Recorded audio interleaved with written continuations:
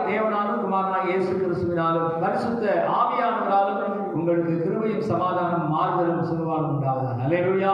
தெசலோனிக்கர் 5ஆம் அதிகாரம் 23வது வசனத்தை வாசிக்க கேட்போம். சமாதானத்தின் தேவன் தாமே உங்களை முற்றிலும் பரிசுத்தமாக்குவாராக. உங்கள் ஆவி, ஆத்மா, சரீரம் முழுவதும் நம்முடைய கர்த்தராகிய இயேசு கிறிஸ்து வரும்போது குற்றமற்றதாய் இருக்கும்படி காக்கப்படுவதாக.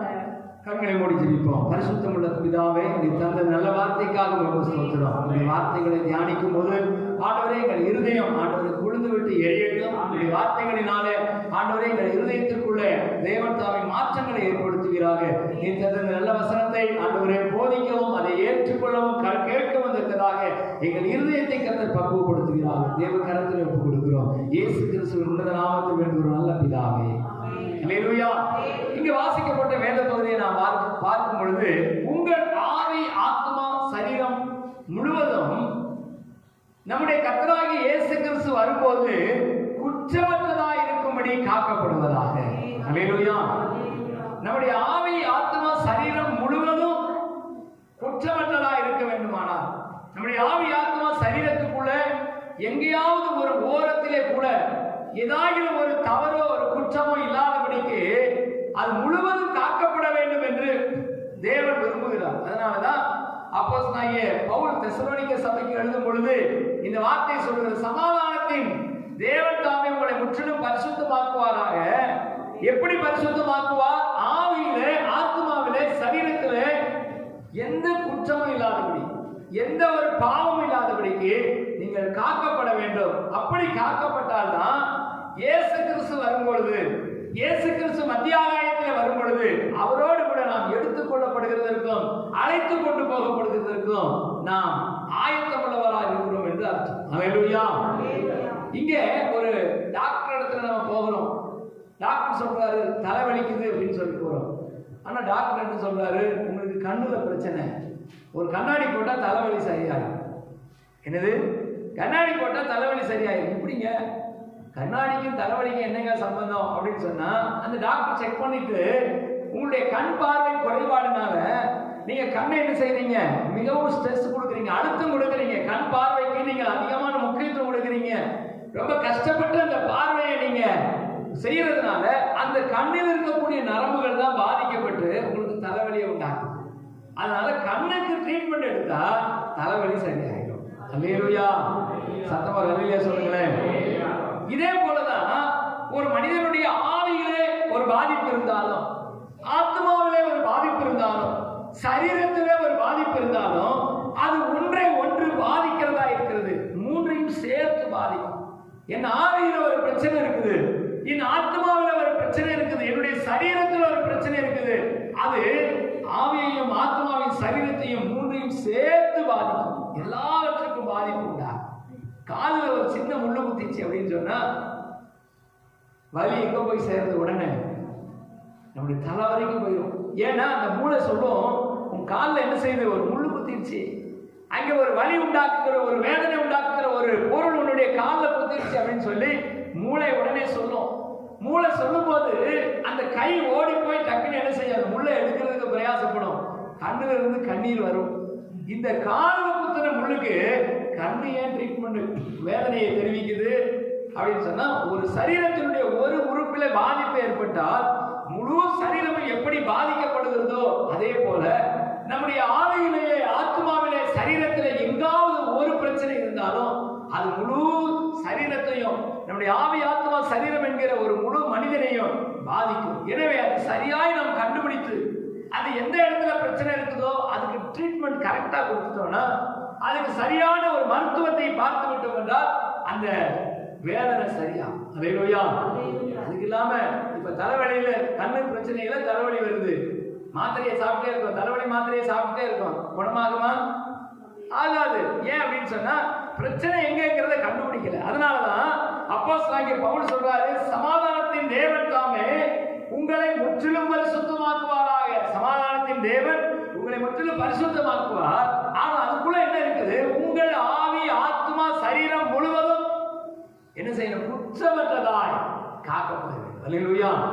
பிழையற்றதாக, குற்றமற்றதாக, பாவம் இல்லாததாக உங்களுடைய ஆவியும் ஆத்மாவும் சரீரமும் காக்கப்பட வேண்டும். அப்பொழுதுதான்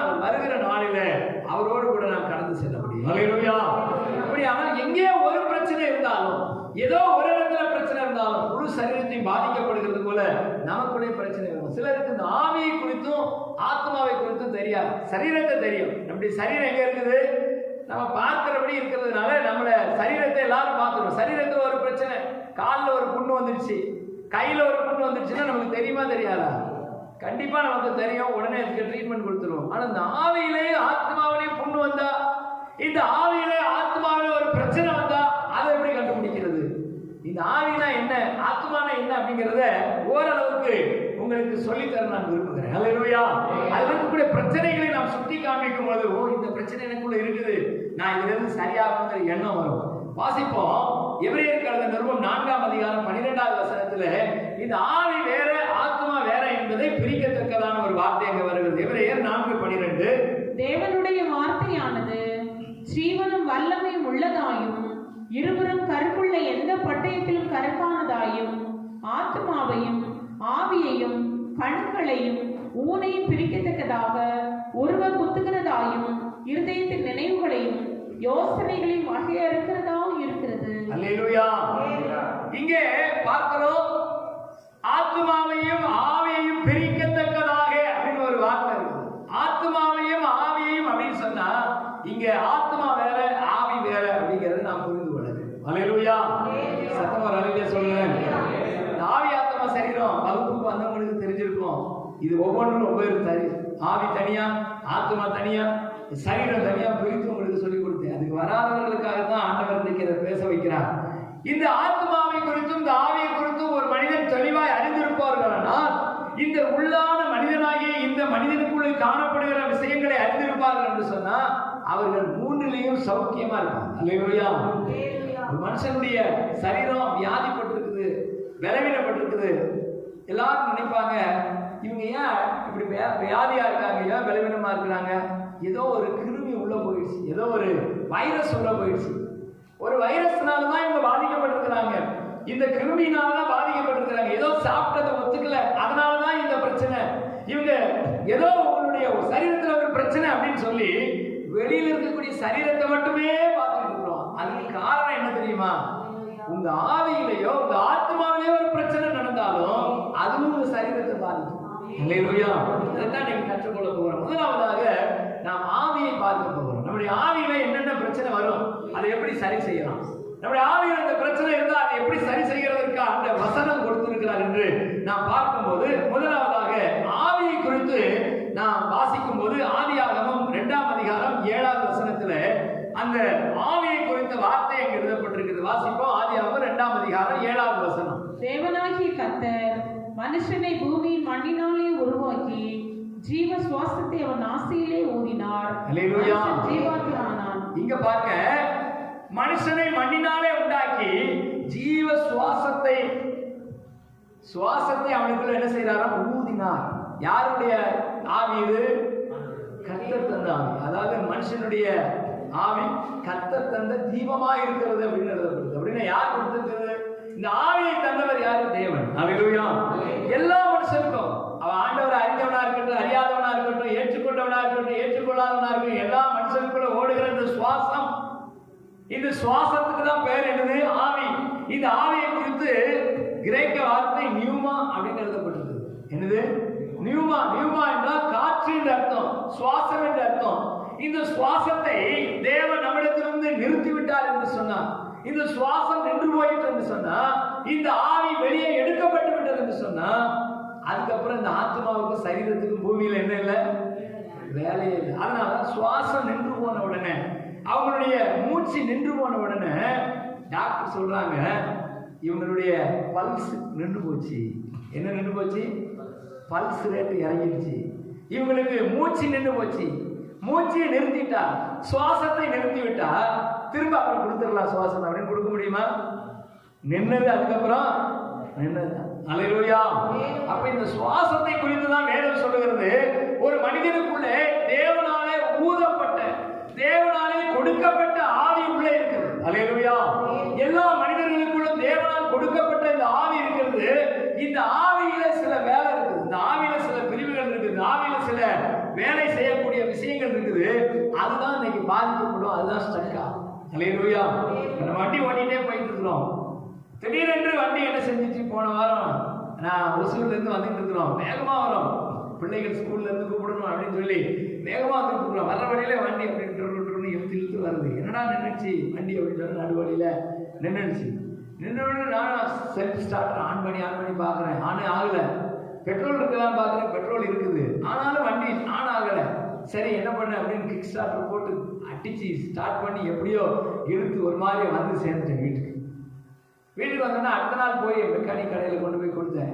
என்னப்பா ஆச்சு, எங்கள் வண்டி நடுவழியில் நின்றுடுச்சியா, நேரத்துலேருந்து செல்ஃப் ஸ்டார்டர் ஒர்க் ஆகலை அப்படின்னு சொன்ன உடனே அவன் வாங்கி பார்த்துட்டு இருங்க சார் பார்க்குறேன் அப்படின்னு சொல்லி அந்த வயரிங் எல்லாம் செக் பண்ணுறான். செக் பண்ணும்போது சொல்கிறான், பேட்டரியிலேருந்து அந்த செல்ஃப் ஸ்டார்டருக்கு வரக்கூடிய ஒயரில் துரு பிடிச்சிருந்துச்சு, நான் அதை சரி பண்ணுறேன் அப்படின்னு சொல்லி அது ஒரு உப்புத்தாளை வச்சு தேய்ச்சி அதை சரியாக்கி போட்டால் ஓட ஆரம்பிச்சிருச்சு.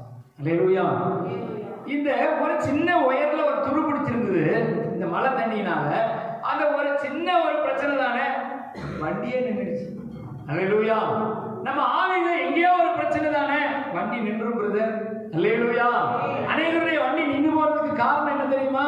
அநேகருடைய வாழ்க்கை, ஆவிக்குரிய வாழ்க்கை ஸ்தம்பித்து போகிறதுக்கு காரணம் என்ன தெரியுமா? ஆவியில எங்கேயோ ஒரு பிரச்சனை இருக்குதா. என்ன பிரச்சனை வருமா? ரோமர் எழுதின நிருபம் 1ஆம் அதிகாரம் 21ஆம் வசனத்திலே வாசிக்கிறோம். ரோமர் 1:21 இந்த ஆவியில ஒரு பிரச்சனை வரும். வாசிங்க. அவர்கள் தேவனை அறிந்தும் அவரை தேவனென்று மகிமைப்படுத்தாமலும் ஸ்தோத்திரியாமலும் இருந்து தங்கள் சிந்தனைகளினாலே வீணரானார்கள். உணர்வில்லாத அவர்களுடைய இருதயம் இருளடைந்தது. இங்க வேதத்துல பார்க்கிறோம், உணர்வில்லாத அவர்களுடைய இருதயம் இருளடைந்தது. அல்லேலூயா. இந்த ஆவிதான் என்ன செய்தான்? தேவனை துதிக்கிறதற்கு, தேவனை ஆராதிக்கிறதற்கு, தேவனோடு கூட ஐக்கியம் கொள்கிறதற்கு முயற்சி செய்கிறது நம்முடைய ஆவி. அல்லேலூயா. ஆனா இந்த ஆவி என்ன செய்யல? தேவனை அறிந்தோம் அவரை தேவன் என்று மகிமைப்படுத்தாமலும் அவரை ஸ்தோத்திரியாமலும் இருந்து இந்த ஆவி எப்படி இருக்குது? ஒடிந்து போயிருக்கு, முறிந்து போயிருக்கு. முறிந்த ஆவி அப்படின்னு எழுதப்பட்டிருக்குது. இந்த ஆவி என்ன செய்யல? தன்னுடைய வேலையை செய்யல. இந்த ஒயர்ல இருந்து கரண்ட் என்ன செய்யணும்? பாஸ் ஆனாதான் இந்த பேட்டரியில இருக்கக்கூடிய கரண்ட் அந்த செல்ஃப் ஸ்டார்டர் வரைக்கும் வந்தாதான் இந்த செல்ஃப் ஸ்டார்டர் ஒர்க் ஆகும், வண்டி ஓடும். ஆனா இந்த ஒயர் ஒர்க் ஆகல.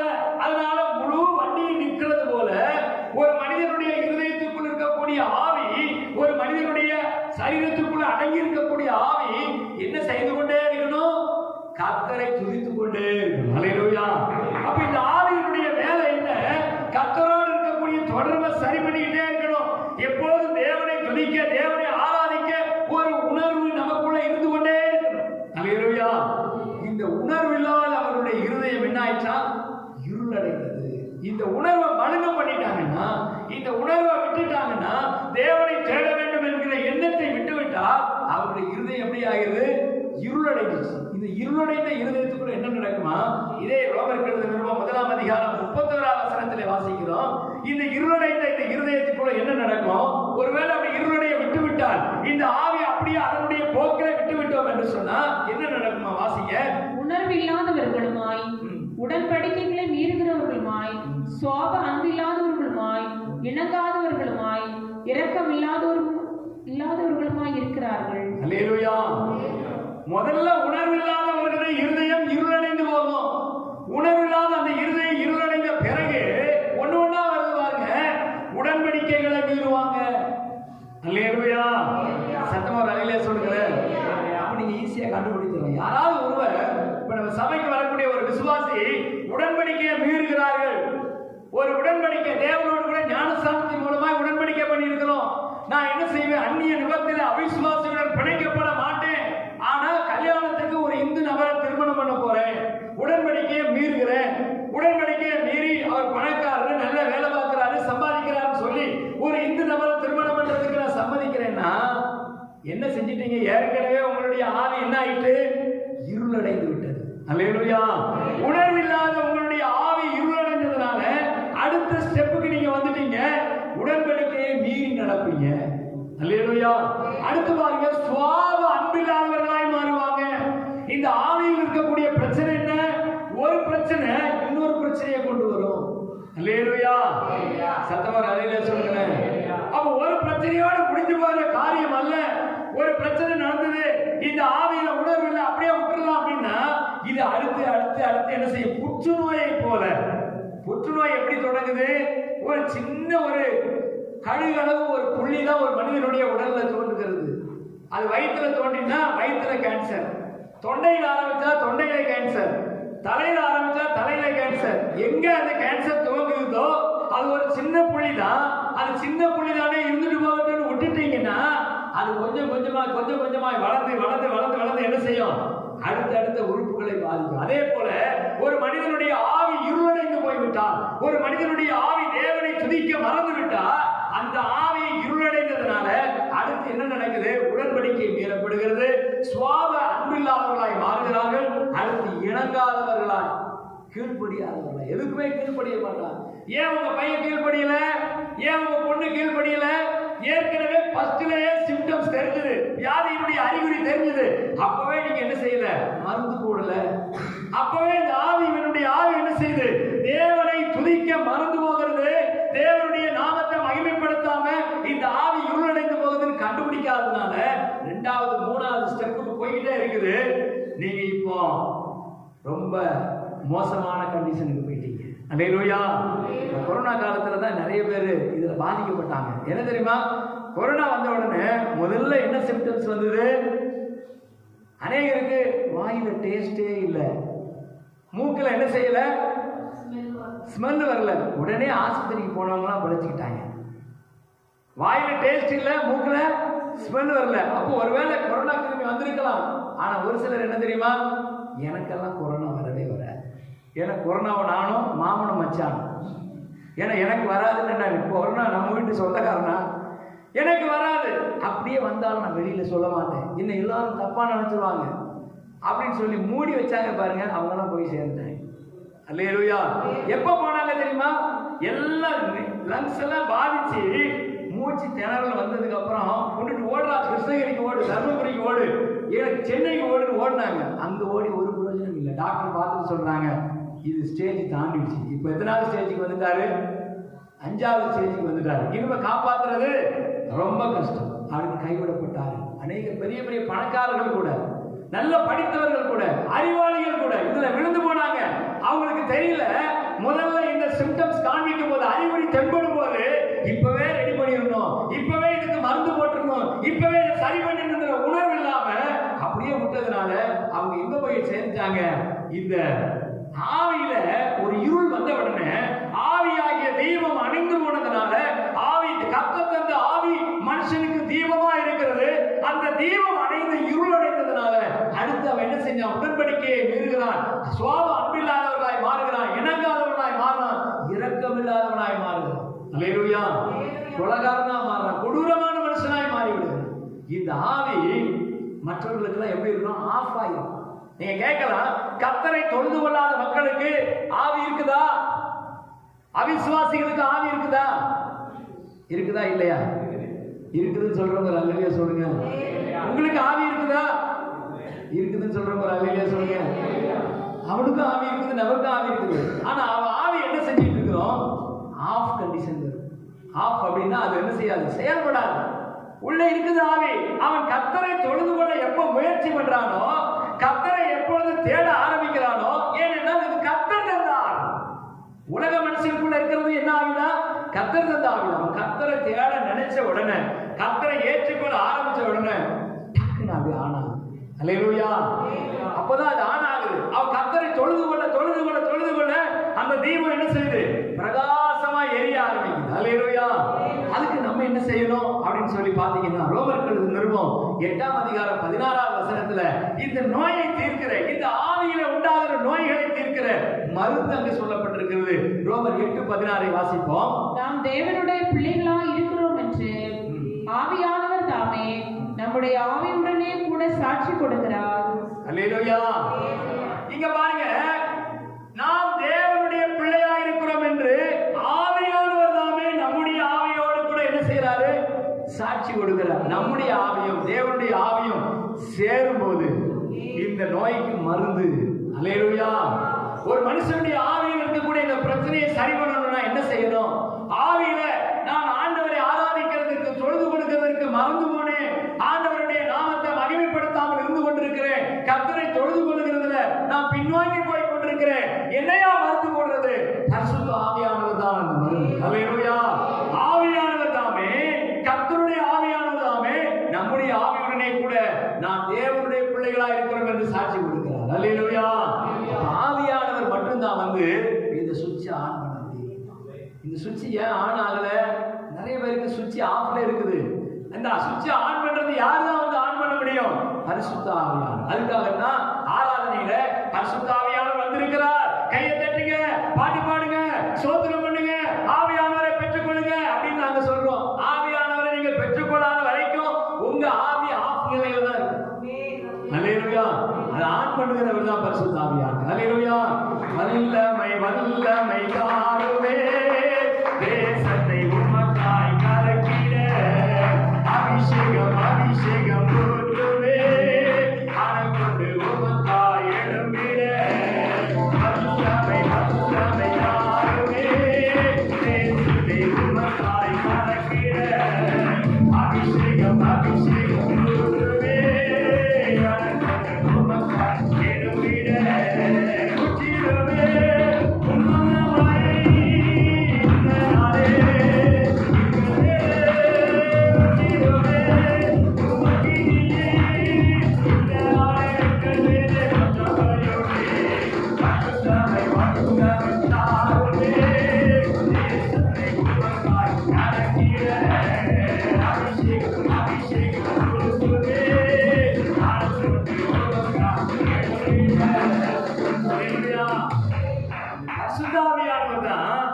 இந்த ஆவியை ஆன் பண்றது.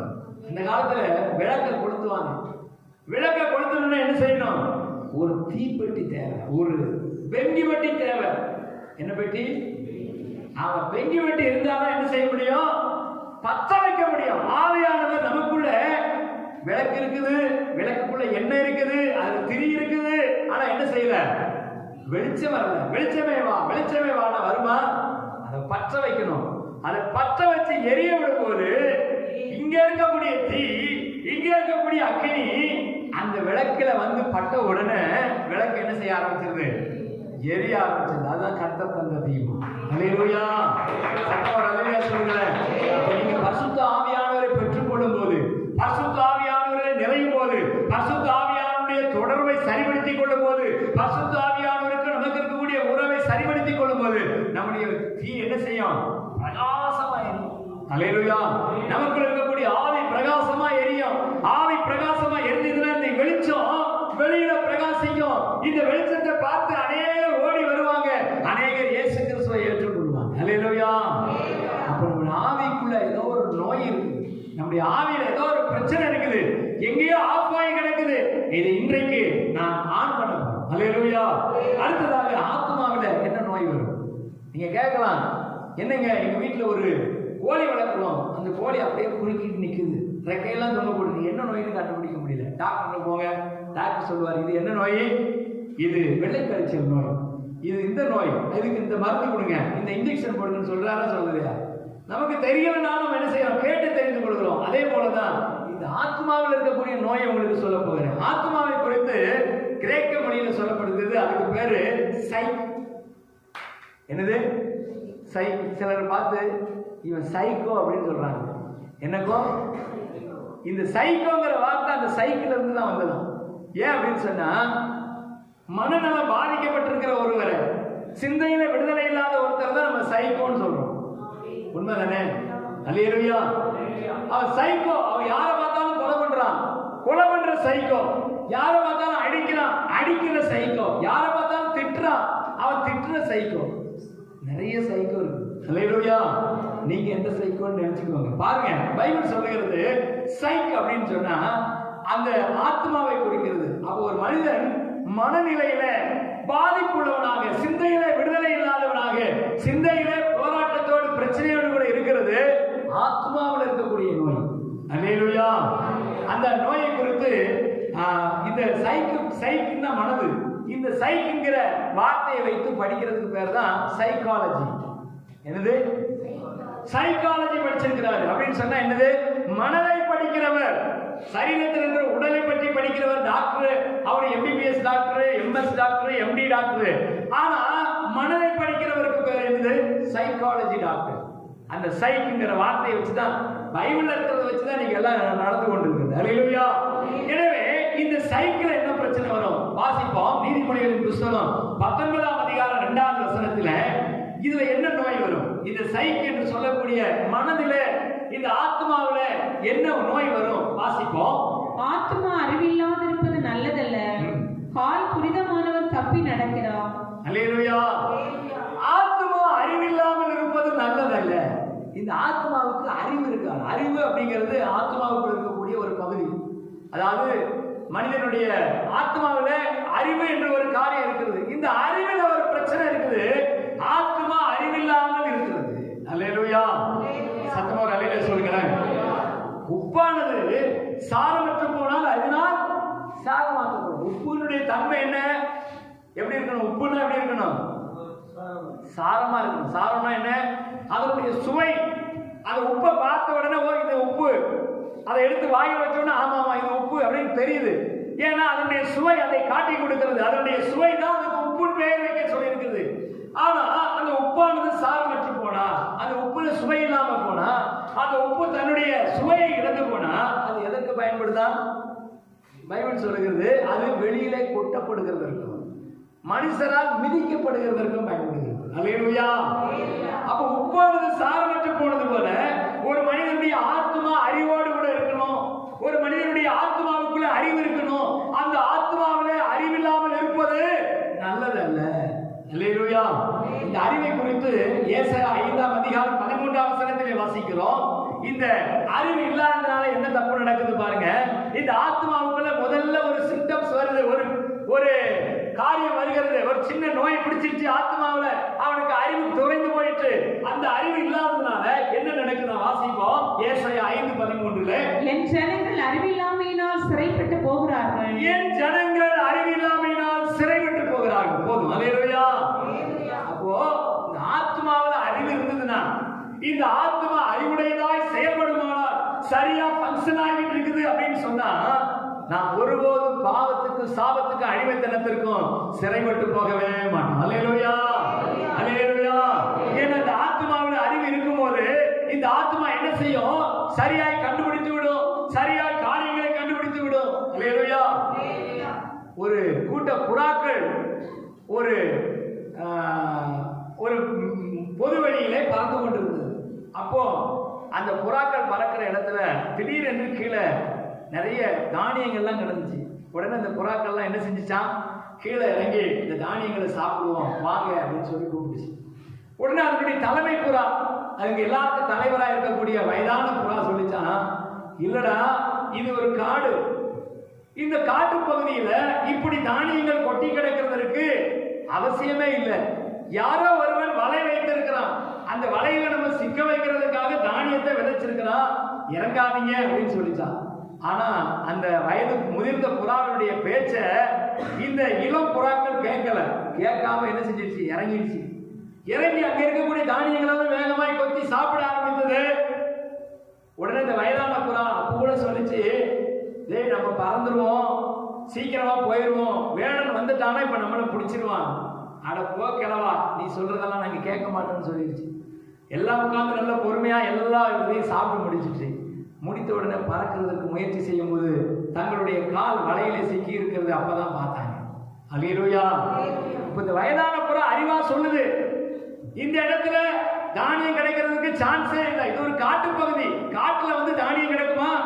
கிடைக்காது. ஆனா இங்க தானியம் கிடைக்குதுன்னா ஏதோ ஒரு பிரச்சனை இருக்குது. இங்க இறங்காதன்னு சொன்னா இந்த இளம் புறாக்கள் கேட்கல. அதே போல நம்ம சொல்றோம், பாவத்துல விழுந்து போகிறதுக்கு, சாபத்துல விழுந்து போகிறதுக்கு இதுதான் காரணம். நீங்க உங்க வீட்டுக்குள்ள விக்கிரகத்தை கொண்டு வராதீங்க. விக்கிரக ஆராதனை உங்களுக்கு சாபத்தை கொண்டு வரும். அந்நிய நுகத்தில் அவிசுவாசியுடன் பிணைக்கப்படாதீங்க, உங்க குடும்பம் சாபத்துக்குள்ளாகும் அப்படின்னு சொல்லி ஊழியக்காரராகி நான் அறிவை சொல்லி தந்தா அட போயா. அல்லேலூயா. நீ என்ன சொல்றது, நான் என்ன கேட்கறது? இங்க இருக்கக்கூடிய இந்த தானியங்கள் எனக்கு சிறப்பான தானியங்கள், இதை நான் சாப்பிட்டு எப்படி புஷ்டியாகிறேன் பாருங்கன்னு சொல்லி இறங்குனா கால் சிக்கிக்கும். அல்லேலூயா. சத்தமா அல்லேலூயா சொல்லுங்களேன். இதுதான் ஆத்மாவினுடைய அறிவு. ஆத்மாங்கிறது என்ன? நமக்கு கொடுக்கப்பட்டிருக்கக்கூடிய முன்னெச்சரிக்கையை, நமக்கு முன்னால வைக்கக்கூடிய வேத வசனங்களுடைய எச்சரிக்கையை மீறி நடக்கும் போது அங்கே அந்த ஆத்மா எதிர சிக்கிக் கொள்கிறது. கால் எப்படி அந்த வலையில புறாக்களின் கால் சிக்கிறதோ அதே போல சிக்கிக் கொள்ளுகிறது. அப்படி நடக்கும் போது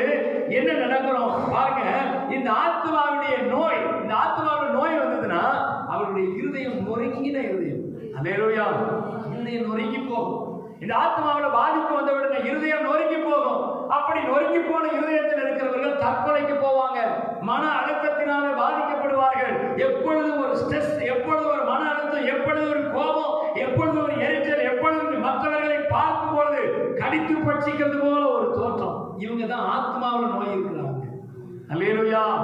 இந்த ஆத்மாவில் அறிவு இருந்துச்சுன்னா இந்த ஆத்மா சொல்லும், ஆரம்பத்திலேயே ஆவியானவர் நம்மோடு கூட இருக்கிறபடினாலே உன்னுடைய ஆத்மாவை பாதுகாக்கிறதற்காக இந்த வழியில நடக்காத, இதுல போகாத, இதை செய்யாதன்னு சொல்லி ஆவியானவர் நமக்கு கற்றுத் தருவார். அதுக்கு கீழ்ப்படிஞ்சிட்டோம் அப்படின்னு சொன்னா நம்முடைய ஆத்மாவில் நோய் வராது. ஆனா அது கீழ்ப்படியாதனால ஆத்மாவில் என்ன வருமா?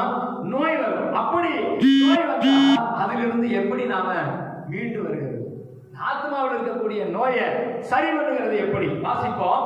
3 யோவான் 1-2 வசனங்களிலே சொல்லப்பட்டிருக்கிறது. 3 யோவான் 1ஆம் அதிகாரம் 2ஆம் வசனத்திலே வாசிக்கிறோம். பிரியமானவனே, உன் ஆத்மா வாழ்கிறது போல நீ எல்லாவற்றிலும் வாழ்ந்து சுகமா இருக்கும்படி வேண்டுகிறேன். இந்த இதை நம்ம பாட்டா பாடுவோம். எங்க கல்யாண வீட்டுல பாடுவோம். பிரியமானவனே, உன் ஆத்மா வாழ்வது போல் நீ எல்லாவற்றிலும் வாழ்ந்து சுகமாயிரு மகனே. பிரியமானவனே, உன் ஆத்மா வாழ்வது போல் நீ எல்லாவற்றிலும் வாழ்ந்து சுகமாயிரு மகனே. பைபிள் சொல்லுது, உன் ஆத்மா வாழுகிறது போல. இந்த ஆத்மா ஸ்டெடியா இருந்தாதான், இந்த ஆத்மா சுகமா இருந்தாதான் எல்லாவற்றிலையும் சுகம் உண்டா. அல்லேலூயா. இந்த ஆத்மாவில் நோய் இருக்குது. இந்த ஆத்மா கீழ்ப்படியாது. இந்த ஆத்மா கீழ்ப்படிந்து கர்த்தருடைய வார்த்தைக்கு பயந்து நடக்காது, கர்த்தருடைய வார்த்தையை ஏற்றுக்கொள்ளாது. அதனால இந்த ஆத்மா என்ன செஞ்சிருக்கு? நோய் பிடிச்ச ஆத்மா. அல்லேலூயா. இந்த ஆத்மாவுக்குள்ள நோய் இருந்ததுனால இது எங்கெல்லாம் பாதிப்பு உண்டாக்குது? சரீரத்தை பாதிக்கிறது. ஒரு மனுஷனுடைய மனம் முறிந்து போகிறதுனால, ஒரு மனிதனுடைய மனசுல அழுத்தம் ஏற்படுகிறதுனால, ஒரு மனிதனுடைய சிந்தையில பாதிப்பு உண்டாகிறதுனால அவன் என்ன செய்யறான்? தன்னுடைய சரீரத்தையே பாதிப்புக்கு உள்ளாக்குகிறான். அல்லேலூயா. கொரோனா காலத்துல டாக்டர் எல்லாம் சொன்னாங்க, நீங்க கொரோனா குறித்து செய்யாதீங்க, பயப்படாதீங்க. பயந்தா என்ன ஆகும்? இந்த ஹோட்டல்ல 10 வருஷம் வேலை செய்ய வேண்டியிருக்கும். அப்படியா? அல்லேலூயா. பயந்தா இந்த நோய் அதிகமாகும். பயப்படாதீங்க அப்படின்னு சொன்னாங்க. ஏன் தெரியுமா? டாக்டர்களுக்கு தெரியும், இவங்க ஆத்மாவாகிய இந்த உள்ளான மனசுக்குள்ள ஏற்படக்கூடிய மாற்றம் சரீரத்தை பாதிக்கும். அதனாலதான் ஒரு மனுஷன் ஹாஸ்பிட்டல்ல படுத்திருக்கிறான், பெட்ல படுத்திருக்கிறத ஒருத்தர் பார்க்க போறாங்க. பார்க்க போனா என்ன சொல்லணும் அவங்கள பார்த்து? ஒருவேளை அவன் சாகர கண்டிஷன்ல தான் இருக்கிறான், மூச்சு இழுத்துட்டு இருக்குது, இன்னும் கொஞ்ச நேரத்துல சாக போறான். அவனை போய் பார்த்துட்டு இனிமே பிழைக்காது, அவ்வளவுதான், முடிஞ்சு போச்சு. போன வாரம் இதே மாதிரி தான் எங்க தாத்தா ஒருத்தர் இழுத்துட்டு இருந்தாரு, அவரு பொட்டுன்னு போயிட்டாரு சொல்லுங்க, உடனே பொட்டுன்னு போயிடுவான். இல்லையா? ஆனா அவனையே பார்த்து ஒண்ணு நீங்க பயப்படாதீங்க, ஏசப்பா உங்களுக்கு அற்புதம் செய்வார். போன வாரம் இதே மாதிரி தான் ஒருத்தர் இழுத்துட்டு இருந்தாரு, அவருக்காக நாங்க ஜெபம் பண்ணோம், அவர் இப்ப எழும்பி நடக்கிறார், குதிக்கிறாருன்னு சொல்லி பாருங்க, அவன் சாக மாட்டான். என்னங்க ரீசன்? டாக்டர் போடுற மருந்துனால சுகம் வராது, டாக்டர் கொடுக்கக்கூடிய இன்ஜெக்ஷனால சுகம் வராது. அவனுடைய மனது, அவனுடைய ஆத்மா அந்த நோயிலிருந்து வெளியே வந்துட்டா போதும், ஆத்மாவில் இருக்கக்கூடிய நோயை சரி பண்ணிட்டா போதும், சரீரத்தில் இருக்கிற நோய் தானா சரி. அல்லேலூயா. எனக்கு தாசை வரும் பர்வதம் நேரா என் கண்களை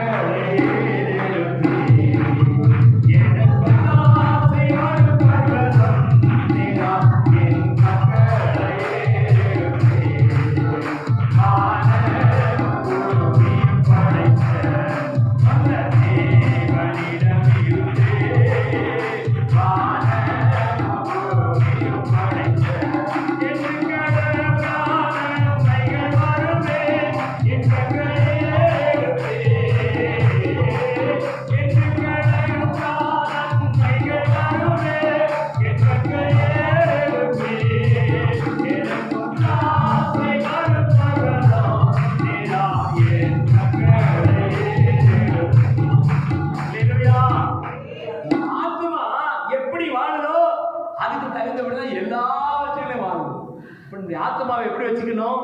நல்ல சுகமா வச்சுக்கணும். அல்லேலூயா. ஆத்மாவுடைய வியாதி வந்தா அதை சரி பண்ணணும். ஆத்மாவில் இருக்கக்கூடிய வியாதியை உடனே என்ன செய்யணும்? மருந்து போட்டு சரி பண்ணிடணும். நாங்க சரி பண்ண ஆசைப்படுறோம் பாஸ்டர், ஆனா அந்த மருந்து என்னன்னு சொல்லியிருங்களேன். அதையும் சொல்றேன் பாருங்க.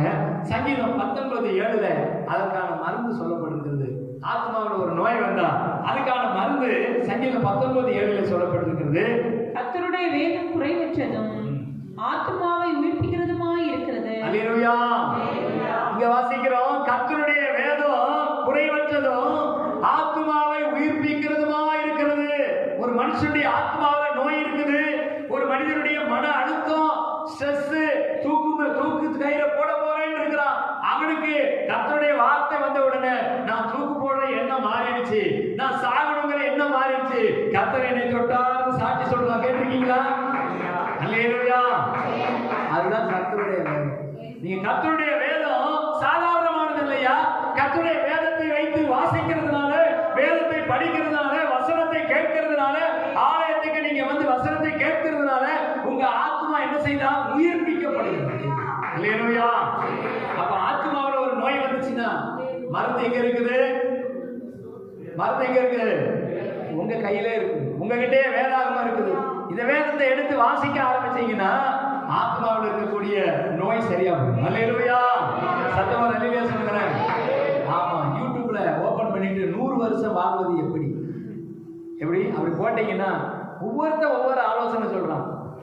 தொப்பையை குறைப்பது எப்படி, முகம் கலராக பளபளப்பாக மாறுவது எப்படி, வெள்ளையாக மாறுவது எப்படி, பல்லு வெள்ளையாக மாறுவது எப்படி, முடி கருப்பாக மாறுவது எப்படி, இதுக்கெல்லாம் ஆலோசனை போடுறான். அவங்ககிட்ட நீங்க சொல்லணும், யோ ஆத்மாவை சரி பண்ணா போதுயா, உன் ஆத்மாவில் இருக்கக்கூடிய நோயை சரி பண்ணா போதும், உன் உடம்பு தானா சரியாயிடும். அல்லேலூயா.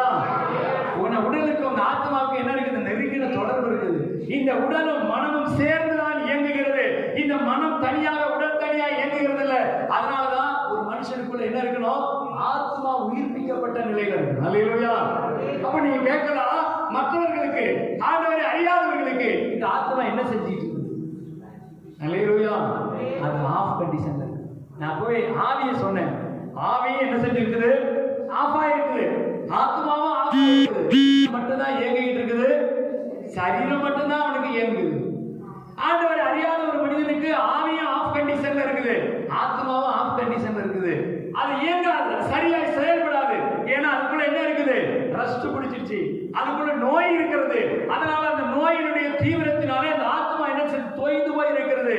அதனாலதான் இயேசு கிறிஸ்து தம்முடைய ஊழிய நாட்கள்ல திரளான ஜனங்களை பார்த்தார். திரளான ஜனங்க இயேசு கிறிஸ்துவை என்ன செஞ்சாங்க? பின்பற்றி வந்தாங்க. அவங்கள பார்த்த உடனே அவர்களை பார்த்து மனதுருகினார். ஏன் மனதுருகினார்? அவர்கள் எல்லாரும் எப்படி இருந்தாங்க? மேய்ப்பனில்லாத ஆடுகளை போலவும் தங்கள் ஆத்துமாக்களிலே தொய்ந்து போனவர்களுமாய் இருக்க கண்டு.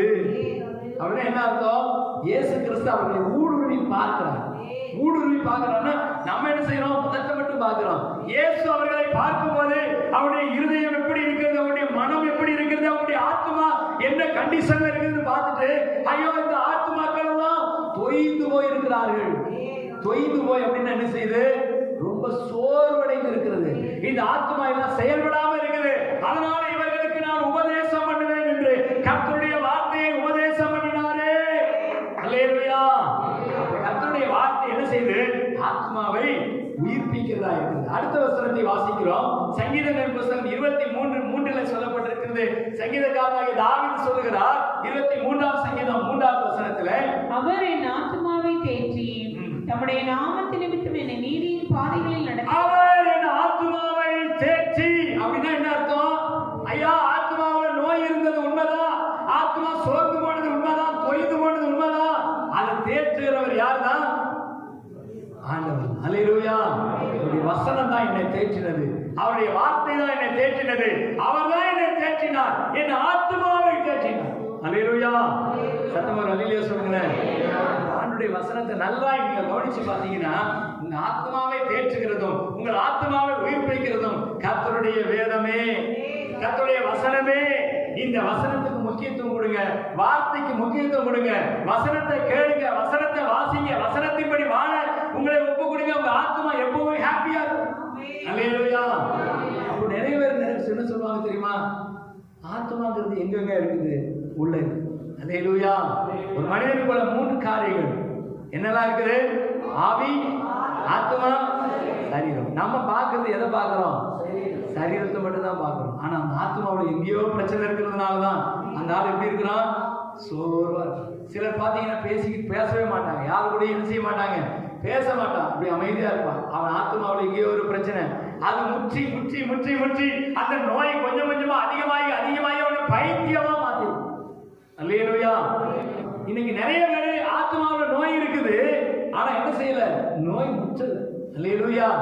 சத்தமா ஒரு அல்லேலூயா சொல்லுங்களேன். லைட்டா சின்ன ஒரு பாதிப்பு. அதனாலதான் நாங்க ஆத்மாவில் நோய் இருக்கிற ஆளுங்களை ஈஸியா கண்டுபிடிச்சிடலாம். எப்படி ஈஸியா கண்டுபிடிக்கிறது? நம்ம ஒண்ணு சொன்னா அது ஒண்ணு சொல்லும், நம்ம கேட்கறதுக்கு பதில் சொல்லாது. புரியுதா? அவங்ககிட்ட இப்போ லட்சுமி மீதியை ஃபர்ஸ்ட் பார்க்கும்போது என்னப்பா உனக்கு எந்த ஊர் அப்படின்னா யா ஊரோ தெரியலன்னு சொல்லியிருப்பான். ஏன்னா அவனுக்கு என்ன இல்லை? சுய நினைவு இல்லை. அவன் ஆத்மாவில் சுய நினைவு இல்லாததுனால, ஆத்மா தொய்ந்து போனதுனால, அவன் ஆத்மா பலவீனப்பட்டு போனதுனால, அவன் ஆத்மா நோய் கொண்டதுனால அவனால பதில் சொல்ல முடியல. ஆனா அநேகருக்கு இப்ப அந்த பாதிப்பு கொஞ்சம் கொஞ்சம் இருக்கு. நம்ம ஒரு ஜெப குறிப்பு கொடுத்தா அது ஒண்ணுக்கு ஜெபம் பண்ணும். அல்லேலூயா. நம்ம ஒரு ஜெப குறிப்பு கொடுக்கும்போது அது ஒண்ணுக்கு ஜெபம் பண்ணும். அப்படின்னா புரிஞ்சுக்கணும், இந்த ஆத்மாவுக்கு என்ன இருக்குது? லைட்டா அட்டாக் இருக்குது.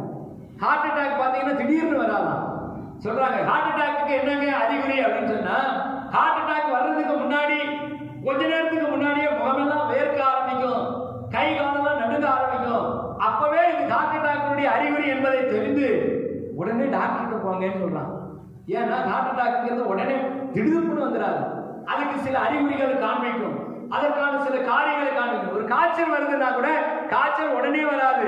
காய்ச்சல் வர்றதுக்கு முன்னாடியே கொஞ்ச நேரத்துக்கு முன்னாடி கண்ணெல்லாம் எரிச்சலா இருக்கும், உடம்பெல்லாம் டயர்டா இருக்கும், ஏதோ ஒன்று தொண்டையில ஏதோ ஒரு ஈரமா இருக்கிற மாதிரியே, சளி பிடிச்ச மாதிரி அப்படியே இருமல் வர்ற மாதிரியே இருக்கும். இது எல்லாம் முத்தி போன காய்ச்சல். அல்லேலூயா. இது இன்னும் முத்தி போன நிமோனியா காய்ச்சல், டெங்கு காய்ச்சல், டொங்கு காய்ச்சல், ஏதோ ஒரு காய்ச்சல் வரும். இதுக்கு காரணம் என்ன? ஃபர்ஸ்ட்ல சிம்டம்ஸ். இப்போ நிறைய சிம்டம்ஸ் இருக்குது. ஆத்மாவில் நிறைய பேருக்கு பிரச்சனை இருக்குதுன்னா உடனே நீங்க என்ன செய்யுங்க? டக்குன்னு ஆண்டவர் சமூகத்துல வந்து, ஆண்டவரே என் ஆத்மாவை நீங்க தான் தேற்றும். அல்லேலூயா. அவர் என் ஆத்மாவை தேற்றி என்னை நீதியின் பாதைகளிலே நடத்துகிறார். அவரிடத்தில் ஒப்பு கொடுங்க. அல்லேலூயா. இதுக்கு மருந்து போடுற டாக்டர் நம்முடைய ஆண்டவர். கடைசியாக இந்த சரீரத்தில் பார்த்தீங்கன்னா ஆண்டவர் சில வியாதி இருக்குது. சரீரத்தில் இருக்கக்கூடிய வியாதி என்ன வியாதி? காய்ச்சல், தலைவலி, இடுப்பு வலி, மண்டை வலி, அந்த வலி, இந்த வலி, எல்லா வலியும் இருக்கும். ஆனா சரீரத்தை குறித்து கிரேக்க வார்த்தை சொல்லுகிறது சோமா. சரீரத்துக்கு பேர் என்னது? சோமா அப்படின்னு சொல்லப்படுகிறது. சங்கீதம் 38:3 இந்த சரீரத்துல ஏன் வியாதி வருதான் தெரியுமா? வாசிப்போம். சங்கீதம் 38:3 சொல்லப்பட்டிருக்கிறது. ஒரு நிமிஷம். டாக்டர் சொல்லுவாங்க, உங்க சரீரத்தை நீங்க என்ன செஞ்சீங்க? ஹைஜீனிக்கா வச்சுக்கோங்க, சுத்தமா வச்சுக்கோங்க, நல்ல ஹெல்த்தியான ஃபுட் எல்லாம் சாப்பிடுங்க, உங்க சரீரம் நல்லா இருக்குன்னு சொல்றாங்க. ஆனா வேதம் சொல்லுது, நீ ஹைஜீனிக் ஃபுட் சாப்பிட்டாலும், நீ ஹெல்த்தியா வச்சுக்கிட்டாலும், சுத்தமா வச்சுக்கிட்டாலும் வியாதி வருமா? எதனால? வாசிப்போம். 38:3. உமது கோபத்தினால் என் மாம்சத்தில் ஆரோக்கியம் இல்லை, என் பாவத்தினால் என் எலும்புகளில் சௌக்கியம் இல்லை. அல்லேலூயா. உமது கோபத்தினாலே என் மாம்சத்தில் என்ன இல்லை? ஆரோக்கியமே இல்லை. என் மாம்சத்தில் ஆரோக்கியம் வேணும், என் சரீரத்தில் ஆரோக்கியம் வேணும். நீங்க கோபப்படாம இருக்கணும். கர்த்தரை கோபம் ஊட்டுகிற காரியம் என்னுடைய பாவம். அது சொல்ல, என்னுடைய பாவத்தினால் எலும்புகளிலே சௌக்கியமே இல்லை. யோபு சொல்லும்போது, என் இளவயதின் பாவம் என் எலும்புகளில் அடைபட்டு இருக்கிறது. உள்ள இருக்குது அந்த இளவயதின் பாவம். என்ன செய்யுது? உள்ள இருக்குது. என் பாவத்தினால் என் கண்கள் பூத்து போயிற்று. அப்ப கண்ணு தெரியாம போறதுக்கு என்ன காரணம்? பாவம். அப்ப சரீரத்துல வியாதிக்கு காரணம் என்ன? ஒரு பாவம். அதனாலதான் எல்லா மருந்து கம்பெனிக்காரனும் தலைவலிக்கு அனாசின், அல்லேலூயா, இப்படி சின்னு நிறைய மருந்து கண்டுபிடிச்சான். ஏன் தெரியுமா? நீ சின்னு செஞ்சதுனால. சின்னுனா என்ன? பாவம். பாவத்தினால வர்ற வியாதிக்கு பாவமாகி இந்த மாத்திரையை போடுப்பா. அல்லேலூயா. அனாசின், மெட்டாசின், குரோசின், ஜின், அந்த சின், இந்த சின்னு ஏன் கண்டுபிடிச்சான் தெரியுமா? இந்த சின்னுனாலதான் என்ன வந்தது? வியாதி வந்தது. உன்னுடைய சரீரத்துல வியாதியை கொண்டு வருகிறது பாவம். அதுக்கு ஒரே ஒரு மருந்து இருக்குது. யோவான் எழுதின சுவிசேஷம் 5:14 வாசிக்கிறோம். யோவான் 5:14. பின்பு இயேசு அவனை தேவாலயத்திலே கண்டு இதோ நீ சொஸ்தமானாய், அதிக கேடானதொன்று உனக்கு வராதபடி இனி பாவம் செய்யாதே என்றார். அல்லேலூயா. இயேசு கிறிஸ்து ஒரு திமிர்வாதக்காரனை சுகமாக்குறார். அந்த திமிர்வாதம் சுகமான உடனே திமிர்வாதக்காரனை தேவாலயத்தில் பார்க்கிறார். பார்த்துட்டு சொல்றாரு, நீ இப்பொழுது சொஸ்தமா இருக்கிற, உன்னுடைய வியாதி சுகமாயிற்று, இனிமேலும் அதிக கேடானது ஒன்று உனக்கு வராதபடி இனி பாவம் செய்யாதே. அல்லேலூயா. டாக்டர் சொல்லுவாங்க, நீ பச்சை தண்ணி குடிக்காத, உனக்கு சளி பிடிக்கும், இனிமே சுடுதண்ணியே குடி அப்படின்னு சொல்லுவான். ஐயா, சுடுதண்ணியே குடிச்சவனுக்கு சளி பிடிச்சது. அல்லேலூயா. நீங்க கைகளை கழுவுங்கள், முகக்கவசம் போடுங்கள். முகக்கவசம் போட்டு கையை கழுவுனவனுக்கும் கொரோனா வந்துச்சே. அல்லேலூயா. அப்ப நீங்க யோசிக்கணும், இந்த வியாதிக்கு காரணம் என்ன? பாவம். அல்லேலூயா. 3 காரியத்தை பார்த்தோம். நம்முடைய ஆவியில ஒரு வியாதி, ஆத்மாவில் ஒரு வியாதி, சரீரத்தில் ஒரு வியாதி. இதை குணமாக்குகிற ஒரே ஒரு டாக்டர் நம்முடைய ஆண்டவராக இருக்கிற இயேசு கிறிஸ்து. நம்ம உலகம் படிக்கிறோமா? ஆண்டவர் சொல்லுகிறார், உங்களுடைய ஆவி, ஆத்மா, சரீரம் முழுவதும் குற்றமற்றதாய் காக்கப்பட வேண்டும். அவர் வருகிற நாளிலே குற்றமற்றதாய், வியாதி இல்லாததாய், பலவீனம் இல்லாததாய், அது சரீரம் முழுவதும் பரிசுத்தம் உள்ளதாய் தேவனுக்கு முன்பாக ஒப்புக் கொடுக்கப்பட வேண்டும். எல்லா கண்களை மூடி ஆண்டவர் சமூகத்தில் சொல்லுங்க, ஆண்டவரே, இன்றைக்கு எங்கள் ஆவி, ஆத்மா, சரீரத்தை குற்றமற்றதாய், வியாதி இல்லாததாய், பலவீனம் இல்லாததாய் உமக்கு முன்பாக கொண்டு வருகிறதற்கு கர்த்தர் எங்களுக்கு கிருபை தாங்க பாட்டு சொல்லி கேட்க போகிறோம். எல்லாரும் சோதனை பண்ணுங்க. ஆண்டவரே, உம்மை துதிக்கிறோம், துதிக்கிறோம், துதிக்கிறோம் ராஜா. உம்மை சோதரித்தபடி நாமத்தை மகிமைப்படுத்துகிறோம். ஆண்டவரே, கர்த்தருடைய நாளிலே அவர் வருகிற பொழுது எங்களுடைய ஆவி, ஆத்மா, சரீரம் முழுவதும் குற்றமற்றதாய் காக்கப்படும்படியாக எங்கள் ஆவியிலே கொண்டிருக்கிற நோய் நீங்கும்படி, எங்கள் ஆத்மாவிலே கொண்டிருக்கிற நோய் நீங்கும்படி, எங்கள் சரீரத்தில் இருக்கிற நோய் நீங்கும்படி கர்த்தர் எங்களுக்கு உதவி செய்யுங்கப்பான்னு சொல்லி கேளுங்க. நாங்கள் ஆண்டவரே நோய் நீங்கப்பட்டவர்களாக, எங்கள் சரீரத்தில் இருக்கிற வியாதி நீங்கும்படியாக, எங்கள் மனதில் இருக்கிற வியாதி நீங்கும்படியாக, எங்கள் ஆவியில் இருக்கிற வியாதி நீங்கும்படியாக உங்களுடைய கரத்தில் எங்களை ஒப்புக் கொடுக்கிறோம்ப்பா. எங்களை சுத்திகரிங்க, சுத்திகரிங்க, சுத்திகரிங்கப்பா. உங்க ரத்தம், ரத்தம், ரத்தம், இயேசு கிறிஸ்துவின் ரத்தம் ஒவ்வொருவர் மேல் இறங்கட்டும். ஆண்டவரே, ஒவ்வொருவரையும் உடைய ரத்தத்தாலே கர்த்தர் சுத்திகரிப்பீராக. ஹalleluya, ஹalleluya. தம்முடைய கரத்தில் அர்ப்பணிக்கிறோம். உடைய வார்த்தைகளை கேட்டு ஆண்டவரே தங்களை அர்ப்பணிக்கிற ஒவ்வொருவருக்கும் ஆண்டவராக இருக்கிற இயேசு கிறிஸ்துவின் பரிசுத்தமுள்ள நாமத்தினாலே நன்மை உண்டாகட்டும். ஆசீர்வதிங்க. தேவ கரத்தில் ஒப்புக் கொடுக்கிறோம். இயேசு கிறிஸ்துவின் நாமத்தில் வேண்டுகிறோம் எங்கள் ஜீவனுள்ள நல்ல பிதாவே. நீங்கள் தொடர்பு கொள்ள வேண்டிய எங்கள் முகவரி: இயேசு நம்மோடு சபை, எண் 54/1, இந்திரா நகர், தென்கனி கோட்டை. தொலைபேசி எண்கள் 9865152111, 9965157399. Our address: இயேசு நம்மோடு சபை, நம்பர் 54/1, இந்திரா நகர், தென்கனி கோட்டை. Phone numbers 9865152311, 9965157399.